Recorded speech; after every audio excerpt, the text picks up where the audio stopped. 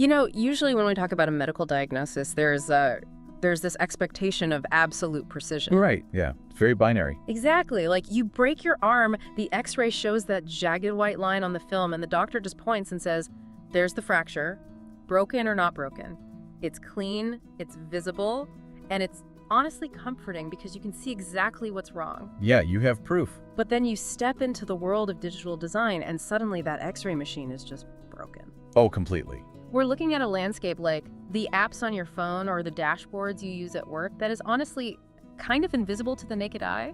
You look at an app and think, this feels clunky or this feels premium, but you can't point to the bone fracture. You don't know why it feels that way. You just feel it intuitively. Right. So today we are going to act as your digital x-ray machine. We're going to make that invisible architecture totally visible. We're basing our entire exploration today on a really fantastic resource, Chapter 12, which focuses entirely on typography from the book Design User Interface. It's such a good chapter. It really is. It is the perfect manual for breaking down core design concepts, especially if you are, just starting your career or trying to bridge that gap between just making things look pretty and actually engineering a functional product. Yeah, and it's the perfect starting point because typography really is that invisible architecture we're talking about. Yeah. I mean, most people outside of the design world think of typography as just opening a drop-down menu and choosing a pretty font. Right, like picking out a tie to match a suit. Exactly. Yeah. But the choices a designer makes regarding letters profoundly influence the structural integrity, the usability, and the ultimate message of an entire project. It's literally communication disguised as decoration. I love that. Communication disguised as decoration. And I want to make sure you, our listener, have access to this exact manual so you can follow along or dig deeper later. The book is called Design User Interface, and it is an incredible resource. Truly must read. You can grab it right now, https://hype4academy.gumroad.com/Luwork. Or, actually, the absolute easiest way is just to scan the QR code of the book link provided in the description below. Yeah, just pull up your camera. Yep. And while you're down there, please hit that follow button for more technical design breakdowns and career-building content. We're constantly digging into the materials that actually move the needle in your tech career, breaking down the theory into practical application. So let's get into the application, right? Let's do it. Before we can start building a visual hierarchy or pairing things together, we need to understand the raw materials. And the source material starts with a distinction that I see get mangled constantly in meeting rooms. I mean, I'm guilty of this too. Font versus typeface. Oh, yeah. It is arguably the most common terminology mix-up in the entire industry. I've always kind of just used them interchangeably. Like, what's the big deal? Well, look, if you're just typing a Word document, using them interchangeably doesn't really matter. But when you are engineering a digital interface, especially when you're communicating with a team of developers who have to actually write the code to render your design, that distinction becomes vital. Okay, so what is the actual difference? So the terminology actually comes from the days of physical printing presses, where letters were literally cast in metal or carved in wood. A typeface is the overarching family. It's the collection of various styles of the same lettering design. Okay, so I like to think of it through a music analogy. Like a typeface is like a musical album, let's say a classic album by your favorite artist. The font then is the specific track on that album, or maybe like an acoustic remix of a track. That maps perfectly to how developers have to think about it. If you hand a developer a Figma file and tell them, hey, use the Helvetica album, they're going to look at you and ask which track. They need the specific font file to write the CSS or the Swift code. Helvetica is the typeface, the family name. Helvetica Bold is a font. Helvetica Light Italic is a totally different font. In the digital realm, a font is the specific, executable digital representation of how those letters look. It's the actual file you install on your system. So the precision matters, because if you just say use Helvetica, you are leaving this massive translation gap. The developer might pull in the regular weight font file when your design actually relied on the bold weight to draw the user's eye to a critical call to action button. Exactly. And suddenly your visual hierarchy is just completely flattened because you weren't precise with your materials. And I imagine that translation gap costs time and money. Oh, tons of both. Yeah. But beyond just picking the right file, our source brings up a really critical foundational step before you even commit to our typeface family, and that is multilingual character support. Ah, yeah, because digital products scale globally much faster than physical products. You might design an app in English today, but next quarter the marketing team wants to launch in Poland or Norway or Latvia. Right. And if you've chosen a boutique, highly stylized typeface you found on some obscure design blog, it probably doesn't have the Polish U and sh, the Nordico, or the Latviano. I've seen this happen. You load the localized version of the page, and suddenly there are these hollow rectangular boxes sitting in the middle of words. Yeah, the dreaded tofu blocks. Or, depending on the browser, it might automatically substitute that missing special character with a default system font, like Arial or Times New Roman. Oh, that's almost worse. It is worse. So you have this beautifully styled, modern geometric word, and right in the middle is a single clunky serif letter that looks completely out of place. It immediately breaks the illusion of a premium product. It degrades the trust the user has in the interface. So verifying that your chosen font has robust special character support, which I think is often referred to as a pro or extended character set, it's basically a non-negotiable step in future-proofing a digital product. 100% non-negotiable. Okay, so we've selected our typeface, we've got the specific font files, and we've made sure it supports global languages. We have our raw materials. But to really understand how to use them, the source material takes out a microscope and looks at the actual skeletal structure of the letters, the anatomy of a font.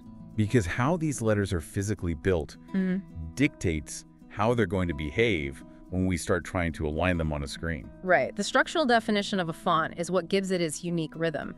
Every letter is anchored to a set of invisible horizontal lines. The most fundamental of these is the baseline. Think of it as the floor that all the letters stand on. That one feels intuitive. Like if you're designing a button with an icon next to some text, you want the text to sit on the same invisible floor as the icon. Otherwise, it just feels wobbly. It does. The human eye is incredibly sensitive to misalignment. If your text is sitting just a pixel or two above the baseline of adjacent elements, the interface will feel subtly messy, amateurish, and the user won't even be able to articulate why. They'll just know it doesn't feel like a top-tier app. Then the source lists a few vertical measurements. There is the cap height, the ascenders, descenders, and the X height. Cap height is pretty straightforward, the height of a flat capital letter, like an XI. Right. Ascenders are the parts of lowercase letters that reach up above the main body, like the top stem of a D, an H, or an L. Descenders are the parts that drop below that baseline floor, the tail of a P, a Y, or a G.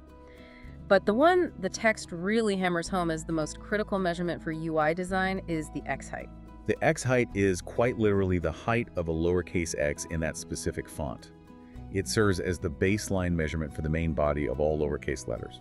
And the reason it's so heavily emphasized is that the X height is the core anchor for how large a font actually feels to the human eye, regardless of the official point size you set in your software. Wait, hold on. If I set my font to 16 pixels in my design tool, it should just be 16 pixels tall. Yeah. Are you saying two different fonts, both set to 16 pixels, can actually look totally different in size to the user? Dramatically different. Really? Yes. The 16 pixels refers to the total invisible bounding box of the font, from the very top of the highest ascender to the very bottom of the lowest ascender. But the vast majority of what we read consists of lowercase letters. Oh, I see where this is going. Right. If you have a font with a very large X height, meaning the lowercase letters take up a huge portion of that 16-pixel bounding box, reaching almost as tall as the capital letters, that font will appear significantly larger, more open, and more readable. And if it has a small X height? If you choose a font with a tiny X height, it will look shrunken and spindly, even at the exact same 16-pixel setting. That's wild. Think about when you're jogging or carrying groceries, and you pull out your phone to quickly skip a song on Spotify or check a notification. You are in motion, your arm is shaking, the screen is small. If the UI uses a font with a tiny X height, your brain has to work incredibly hard to decipher those compressed little lowercase letters. Exactly. Your thumb hesitates. You are literally causing your user physical friction because of a structural font choice. You are mismanaging the user's cognitive load. Apple is fully aware of this, which is why their system font, San Francisco Pro, has a noticeably generous X height. It is engineered for legibility at a glance. So when you understand X height, you stop blindly trusting the point size number in your software and you start designing for optical volume. That's a great way to put it, optical volume. So we have the skeleton of our individual letters perfectly defined. Yeah. But letters rarely exist in isolation in an interface. They form words, labels, sentences, paragraphs. We're moving from the individual skeleton to the oxygen around it. The source material refers to this as microtypography, the space between. This is the inflection point where design shifts from merely selecting materials to actively shaping the user's reading experience. It is entirely about spatial relationships. And the two primary mechanisms we use to control this space are kerning and leading. Okay, let's start with kerning. The source defines this as the horizontal space between individual letters. Every font file comes with a built-in set of kerning tables, right? Mathematical rules that say when a capital A sits next to a capital V, slide them a little closer together so they nestle into each other visually. Yes, and historically, in print design, typographers would spend agonizing hours manually adjusting the kerning between individual letters on a poster or a magazine cover to create a flawless custom visual flow. It was really an art form. But the source explicitly waves a massive red flag here for digital product designers. It warns against messing with kerning in UI design almost entirely. Because when you are designing a user interface, you are building a dynamic system, not a static poster. The text in your app is not going to stay the same. It's going to change based on what the user types into a form, what the database pulls from a server, or what language the app is localized into. Right, you can't custom kern a dynamic string of text that hasn't even been generated yet. Exactly. If you start manually tweaking the letter spacing on your buttons in Figma to make a specific English word look perfect, the moment that button label changes to French, your custom kerning will likely make the text overlap or look absurdly gappy. Not to mention, front-end developers will look at your design file, see custom kerning values applied to random words, and just pull their hair out. They hate it. It's nearly impossible to translate that into clean, maintainable code. The browser's rendering engine is designed to handle the default kerning tables embedded in the font file anyway. So if we shouldn't touch it, what's the boundary if we absolutely have to adjust the overall letter spacing? The source gives a very clear, safe boundary for UI text. If you must adjust the overall tracking, which is the uniform horizontal space across a whole block of text, the safe range is between minus 0.5 and plus 0.5 pixels, or the percentage equivalence. Anything beyond that, and you start actively destroying readability. I think of kerning and letter spacing kind of like personal space on a crowded subway car. Oh, that's a good one. If the spacing is too tight, say, minus 1.5, it's like being packed shoulder to shoulder during a rush hour commute. It's chaotic, it's stressful, the letters are bleeding into each other, and the user can't breathe or read comfortably. Yeah, it's claustrophobic. But if the spacing is too wide, it's like everyone is standing at opposite ends of the train car, actively avoiding eye contact. The letters become isolated islands, and the brain stops recognizing them as a single cohesive word. The connection is entirely lost. That analogy scales perfectly to our next concept, leading. If kerning is the horizontal space on the subway car, leading is the vertical space between the floors of a multi-level train. Leading is the vertical space between lines of text. And the source points out a crucial terminology shift here that echoes our earlier discussion about speaking the developer's language. It advises us to stop using the print term leading and start using the term line height. Right, because line height is the exact property used in CSS, React Native, Swift, and essentially every modern front-end coding language. When a developer inspects your design, they're looking for the line height value. Using their vocabulary removes friction. So how do we calculate the perfect line height? Because if you just drop a paragraph of text into a design tool, the default line height is usually set to auto, which almost always feels incredibly crammed to me. Like the descenders of the top line are practically touching the ascenders of the bottom line. Yeah, default auto line height is usually around 120% of the font size, which is notoriously way too tight for large blocks of digital text. Mobile apps usually require a slightly tighter line height than desktop interfaces because screen real estate is at a premium, but the source provides a fantastic mathematical formula to find the absolute sweet spot for readability. The golden ratio. The golden ratio, 1.618. Yes. It's wild how often this number shows up, from the spiral of a Nautilus shell to ancient Greek architecture, and now to the CSS of a SaaS dashboard. It is nature's proportion for visual harmony, and it translates beautifully to typography. The formula from the book is remarkably simple. Multiply your chosen font size by 1.618 to get your ideal baseline line height. So if your body text is set to 12 pixels, you multiply 12 by 1.618, which gives you roughly 19.4. But wait, screens are built on physical pixels, tiny little LED light bulbs. You can't turn on 0.4 of a physical pixel. Precisely. You can't. The system will try to fake it using sub-pixel anti-aliasing, which essentially blurs the edge of the letter by rendering a gray pixel instead of black one, trying to simulate a fraction of a space. And that just makes everything look fuzzy. Exactly. Darn. It results in a soft, fuzzy, uncrisp interface. To avoid this, you have to round your calculated value to a whole number.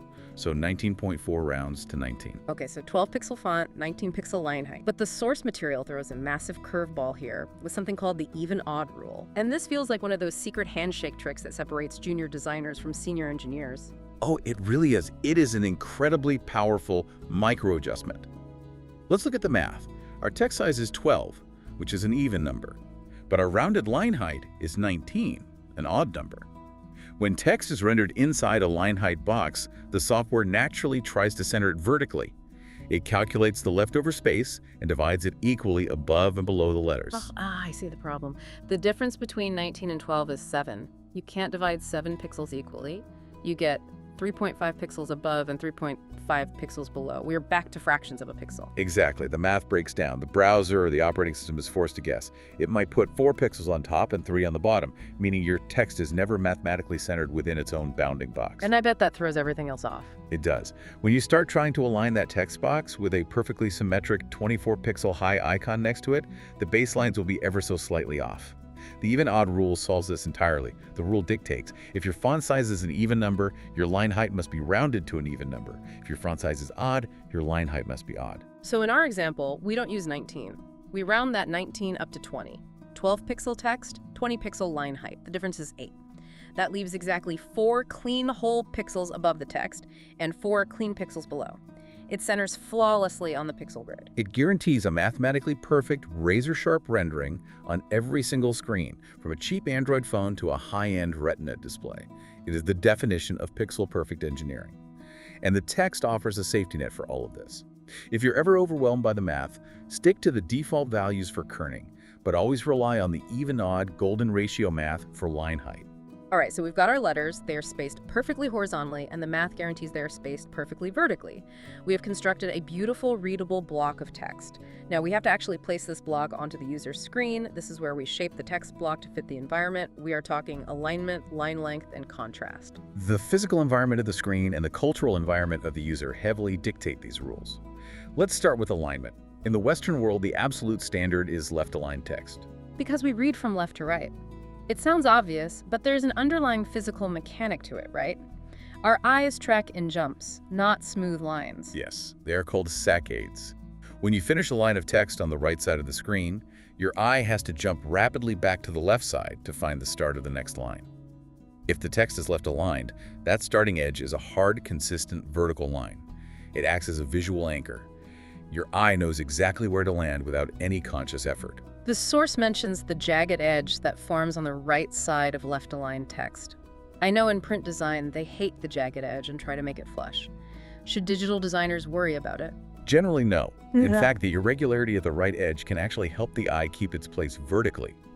You only run into trouble if the jagged edge is wildly severe, like a really long word, followed by a tiny word, creating huge empty gaps at the end of lines. But that usually only happens if your column width is far too narrow. What about center-aligned text? Because if you look at a lot of beginner portfolios or startup landing pages, they love to center absolutely everything. They treat a web page like a wedding invitation. It is a massive UX mistake. Centerline should be reserved exclusively for very short text blocks. 2 or 3 sentences maximum. Because it destroys that left side anchor. Exactly. When text is centered, both the left and right edges are jagged. Every single time your eye snaps back to read the next line, the starting point has moved. Your brain has to actively hunt for the first word. It creates micro moments of cognitive fatigue. Over a long paragraph, that fatigue turns into frustration, and the user just stops reading. That makes total sense. The source notes that centered text works beautifully as a short subtitle beneath an icon or a brief hero headline. but visually it should form an inverted pyramid or a balanced shape to be processed quickly. Keep it short and scannable. And what about justified text, where the software forces both the left and right edges to be perfectly straight and flush? It looks incredibly clean and authoritative in paperback books and newspapers. The source is adamant about this, and every senior developer will back this up. Avoid justified text in digital products. Period. Because the software is faking it, right? To make both edges flush, it has to magically create space somewhere. Yes. In print, a layout editor manually adjusts hyphenation and subtle letter spacing over hours to make a justified column look perfect.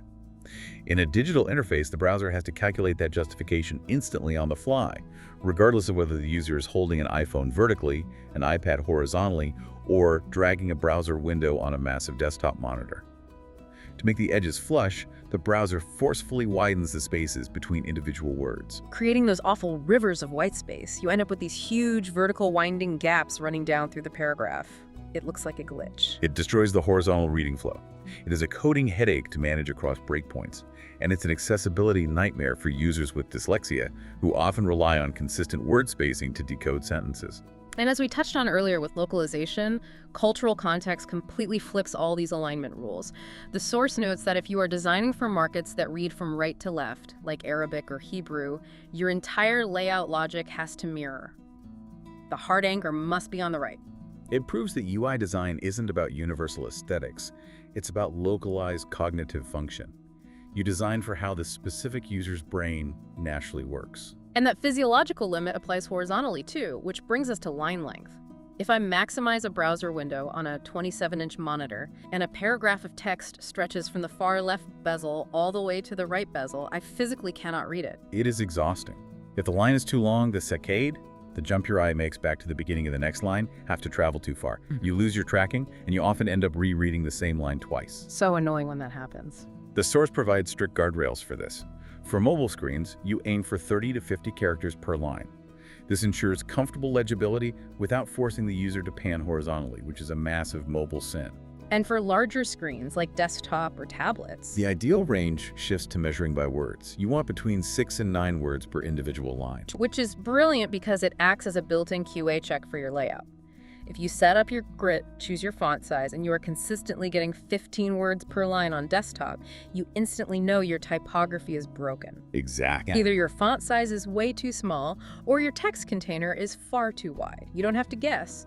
The word count tells you the layout is mathematically sound. It forces you to use margins and negative space effectively to constrain the text block. Okay, let's look at the physical screen itself, the actual light hitting the user's eye. We need to talk about contrast. I see pure black text on pure white backgrounds all the time. It feels like the default state of the internet, but the source drops a massive rule here. Never use pure black, never use hex 000. This is where we move from software engineering to human physiology. We have to remember what a digital screen actually is. It is an array of tiny, incredibly bright LED lights shining directly into your retinas. Right. When you put pure black text on a pure white background, you are setting the visual contrast to the absolute maximum physical limit of the device. So if pure black is a strobe light, I assume the fix is essentially just turning the dimmer switch down slightly. We need a dark gray so it still reads as black to the user but doesn't trigger that physiological eye strain. Exactly. When you stare at pure white light, your pupils constrict.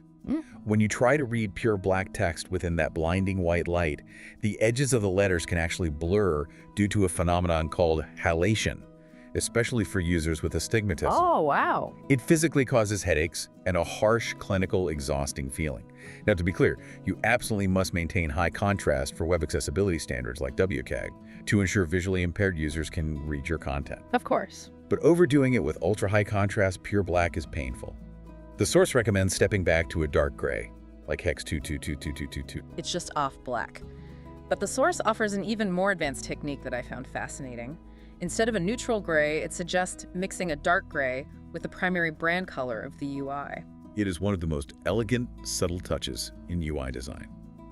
Let's say you are designing a dashboard for a tech company, and their primary brand color is a deep, vibrant blue. If you use a neutral dead gray for all your paragraph text, the interface can feel slightly disconnected. It feels a bit cold. But if you take that dark gray and inject just a tiny percentage of that brand blue into it, creating a color like hex 22224A, something magical happens. It still reads as dark gray or black text, but it subconsciously harmonizes with the blue buttons and the blue navigation bar. Yes, it creates a unified color temperature across the entire interface. It makes the product feel incredibly intentional, internally consistent, and significantly softer on the eyes. It is the difference between standing in an office under sterile fluorescent tubes and sitting in a living room lit by warm lamps. The user feels more comfortable in the space. That is a phenomenal technique. All right, so our text block is perfectly formatted, the line length is optimal, the contrast is soothing. But a digital product isn't just one block of text floating in space. It is a screen packed with information navigation menus, hero headlines, pricing tiers, body copy, footers. How do we direct the user's attention? How do we tell them what matters most? Exactly. This is the concept of hierarchy and gradation. If you don't build gradation into your typography, there is no hierarchy. And without hierarchy, the interface is just a wall of noise. I picture it like being trapped at a networking event with a guy who talks in a complete, unyielding monotone. He never changes his volume, he never pauses for breath. Every single sentence is delivered with the exact same pacing. That sounds like a nightmare. It is. You tune out immediately because his delivery gives you no clues as to what the important part of the story is. You can't process the information. Gradation is the inflection, the pacing, and the volume control of visual design. That is a brilliant way to frame it. The source emphasizes that when every typographic element has the same visual weight and size, the user is forced to read every single word just to figure out what the page is about. They don't know where a section title ends and the descriptive copy begins. And users don't read, they scan. Exactly. In the digital world, users scan.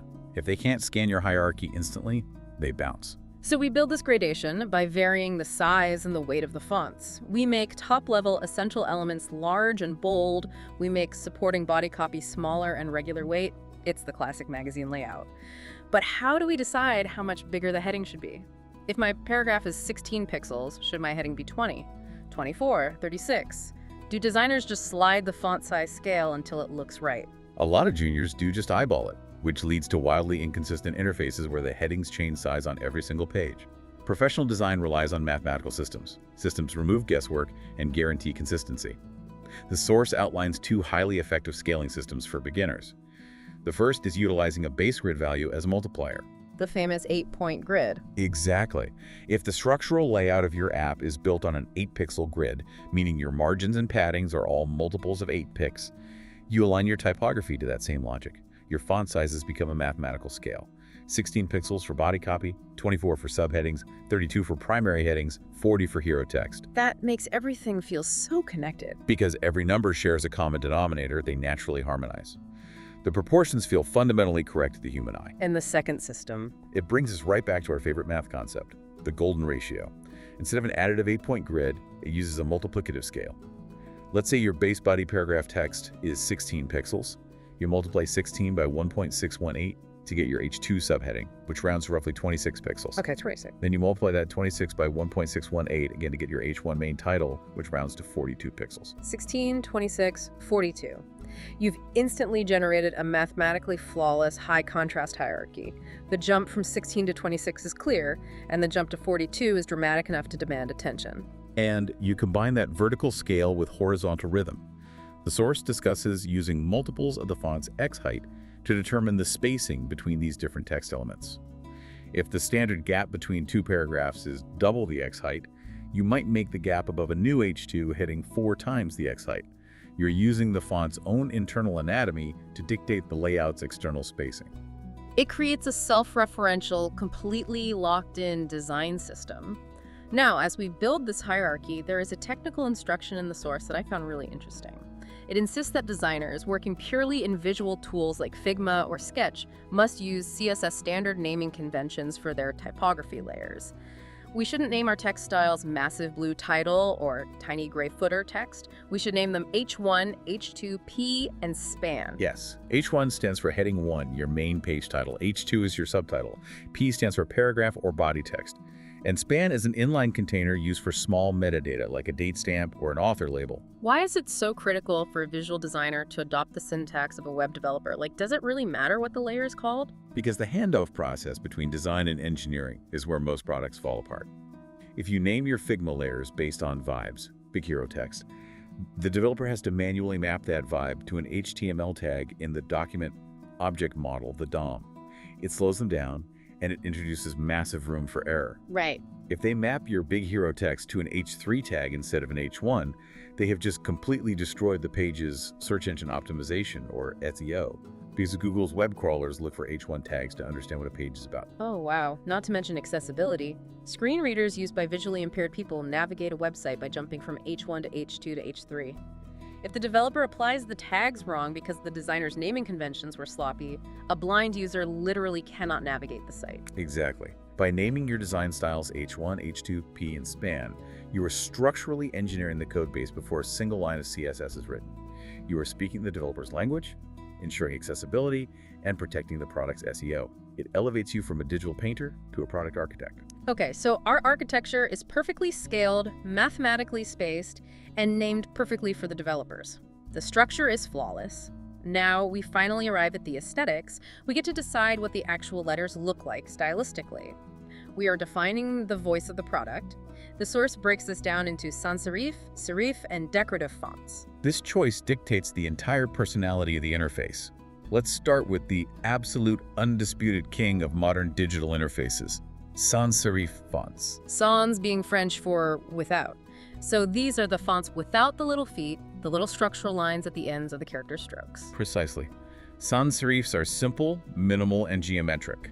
Their primary goal is functional clarity.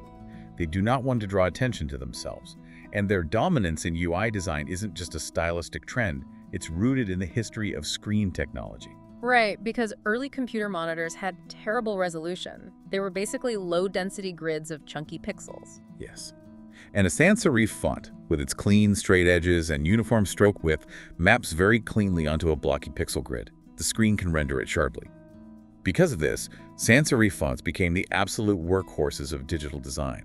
They're the baseline for buttons, input fields, navigation bars, and short data points. So if sans serif is the digital workhorse because of its simplicity, what happens to serif fonts, the classic Roman fonts with the little lines and varying stroke thicknesses?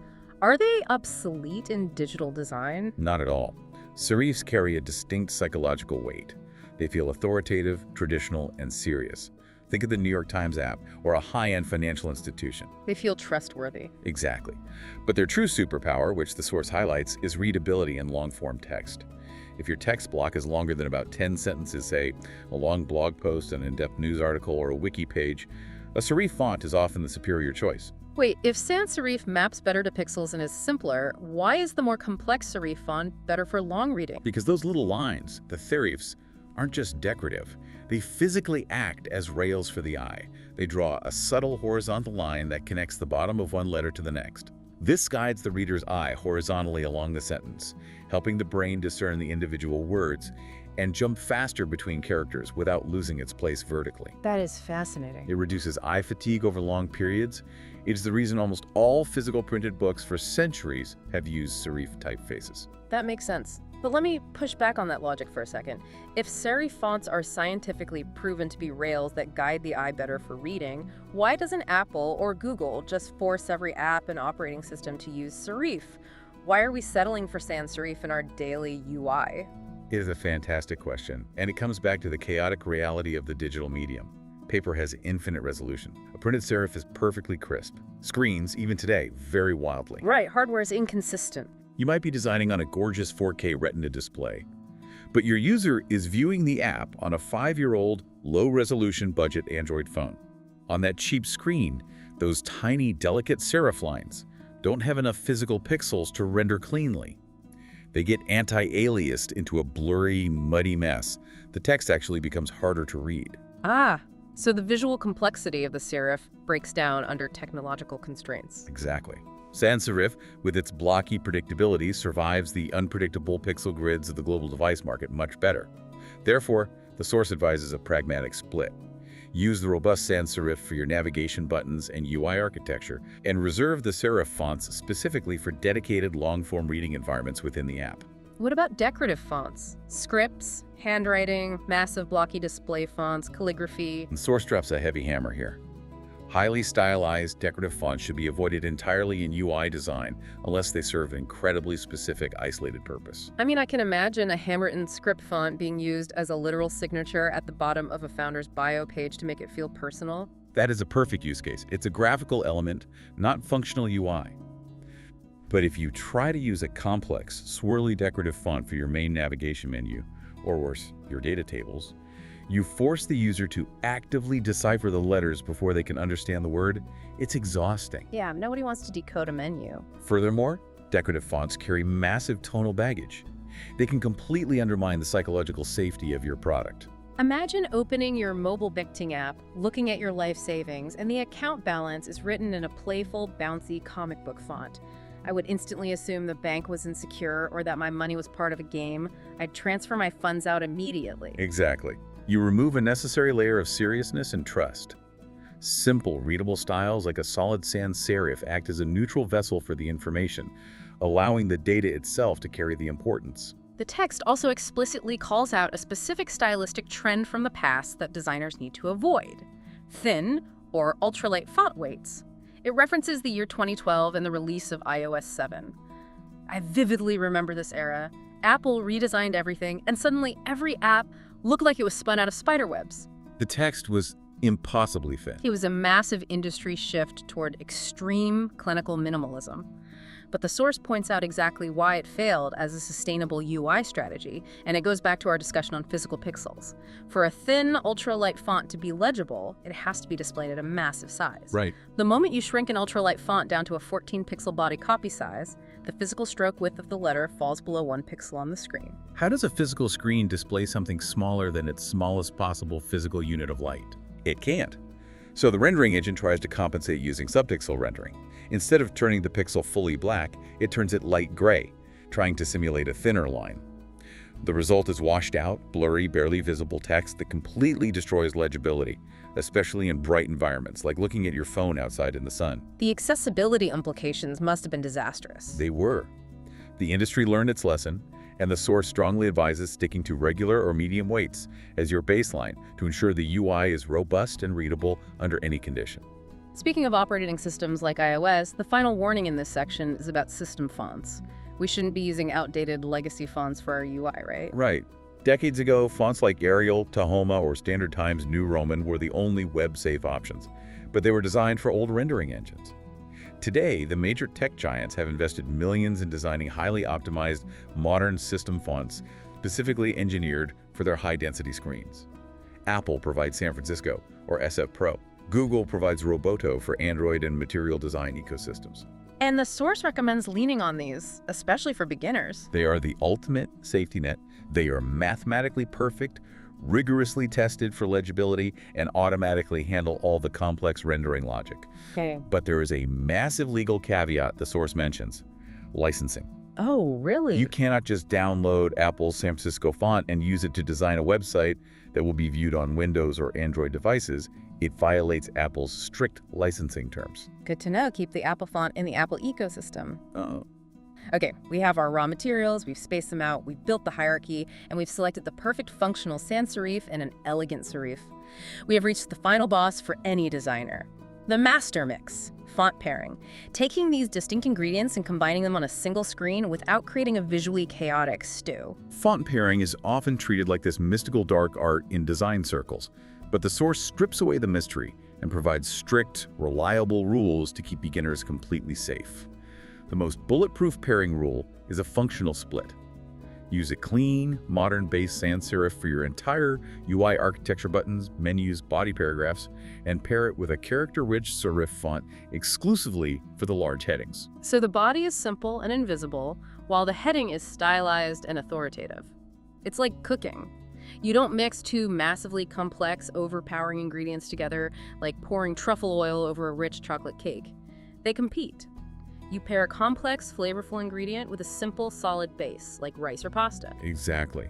The contrast between the rigid sans serif and the organic serif creates immediate visual interest without competing for dominance.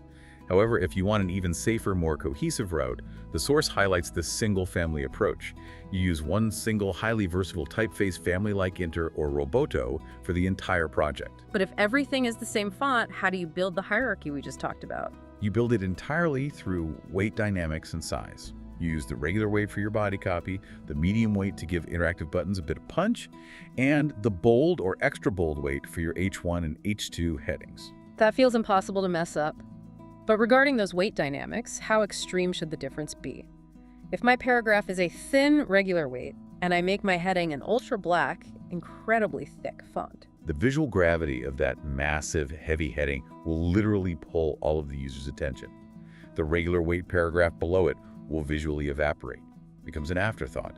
Headings should absolutely be thicker than paragraph text to establish dominance, but the jump cannot be so extreme that it breaks the visual harmony.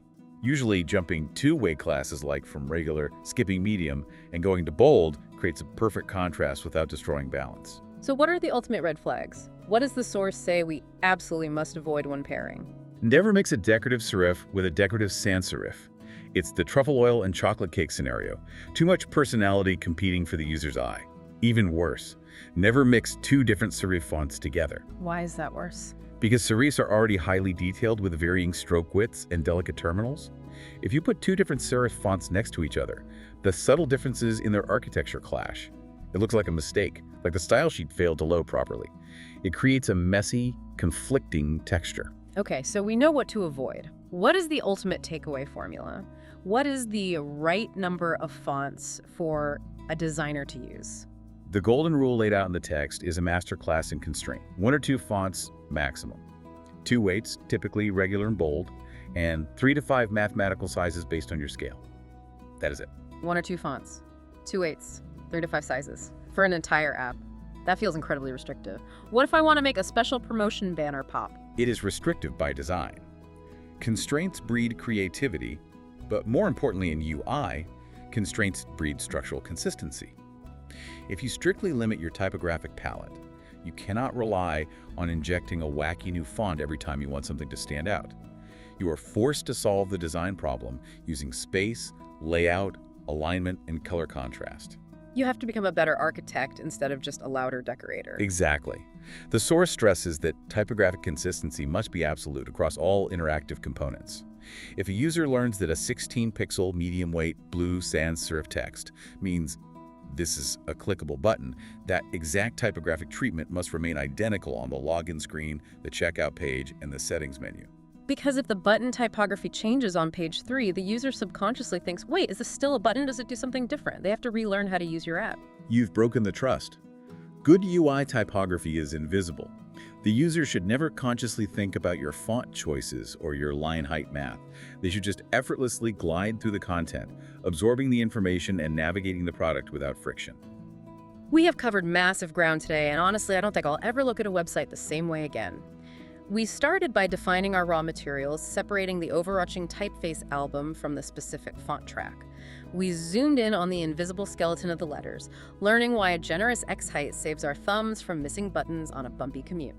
We moved to microtypography, managing the subway car spacing of kerning and utilizing the mathematical beauty of the golden ratio and the even-odd rule to engineer pixel-perfect line heights. We shaped the text block to fit human physiology, abandoning justified text to avoid rivers of white space, keeping our line lengths contained, and lowering the contrast from pure black strobe lights to harmonized brand-tinted grays. We organized the page using strict gradation, bridging the gap with developers by using CSS DOM tags like H1 and span. We gave the UI a voice, understanding why sans serif survives the pixel grid and why the iOS 7 ultralight trend failed. And finally, we mastered the mix. We embraced the power of constraint. 1 or 2 fonts, 2 weights, 3 to 5 sizes. We learned that by limiting our choices, we force ourselves to build better, more consistent, invisible architecture. It is a profound shift in perspective for any designer. You are no longer just picking a pretty font from a drop-down menu. You are engineering a robust, accessible communication system. And as a reminder, every single foundational concept, mathematical formula, and pairing rule we unpack today comes directly from the book Design User Interface. If you want to move past guessing and start engineering your designs, you need this manual on your digital shelf. Head over to https:/hype4academy.gumroad.com/lubook. Or just make it easy on yourself and scan the QR code of the book link provided in the description below to grab a copy right now. And seriously, hit that follow button on our show. We are going to keep bringing you these deep technical breakdowns to help you level up your career and speak the same language as your engineering teams. Before we wrap up, I want to leave you with a thought that builds on everything we've meticulously structured today. We spent this entire hour talking about setting rigid, static rules, calculating specific line heights, defining exact contrast ratios, setting an H1 to exactly 42 pixels. But the digital medium is fundamentally alive. Alive in what way? Think about the array of sensors on the phone, sitting in your pocket or on your desk right now. It has ambient light sensors, front-facing cameras, accelerometers, gyroscopes. As our devices become exponentially smarter, will typography remain a static, hard-coded choice made by a designer in a Figma file 6 months before the user even opens the app? Oh, wow. I see where this is going. Imagine a near future where an app's typographic architecture dynamically adapts to the user's physical environment in real time. Imagine you are reading an article on a train. The device's accelerometer detects the harsh vibration of the train car, so the app's code automatically increases the font's X height and widens the kerning slightly to maintain legibility while your hand shakes. Or imagine reading in bed with the lights off. The front-facing camera detects that your pupils are dilated, indicating you are in a dark room and prone to eye strain. The app automatically shifts the pure white background to a warmer tone, thickens the font weight slightly so it doesn't get lost in the low light, and reduces the contrast ratio dynamically. That X-ray machine we talked about at the beginning wouldn't just be diagnosing the structural design of the app.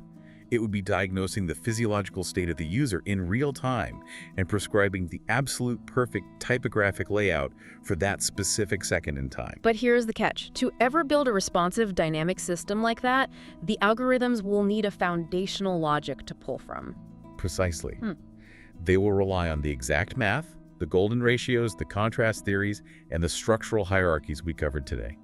The foundations you learned in this deep dive are the baseline for that dynamic future.